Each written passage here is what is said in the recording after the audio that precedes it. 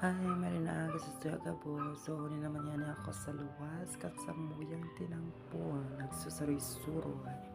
So, actually, I am going now to my workplace.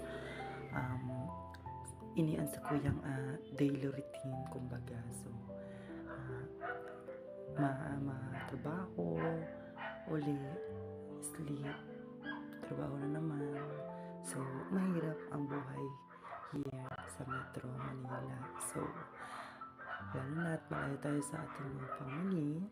So, nagpapasalamat pa rin kami kay Papa God kasi sa pang-araw-araw ng pamuhay, nakakapag-survive kami even though na wala tayong malapitan, wala tayong makapitan sa oras ng ating kapighatian.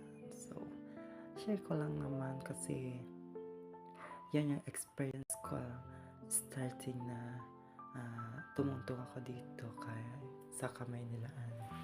So actually, andito na tayo ngayon sa aking workplace, Valenzuela Pure Gold. So, ayan, mainit nga naman.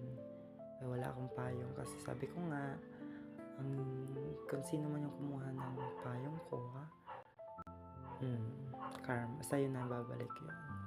So, eto na nga, nandito tayo ngayon sa main gate kung saan i-check lang nila yung lahat ng laman ng bag para makakasiguro na mawalan man tayo ng pera, at least meron tayong witness kung magkano ba yung nawawala, magkano ba yung pera mo nung pumasok ka, tapos nung lumabas ka is wala na, kulang na, wala na yung wallet. So at least meron tayong ipaglalaban. So actually, ito na ko ngayon, paakyat sa car ng mga kalakihan. So ayun, actually, hanggang dito na lang nagtatapos ang aking pahina, at maraming salamat sa inyong lahat. Thank you very much.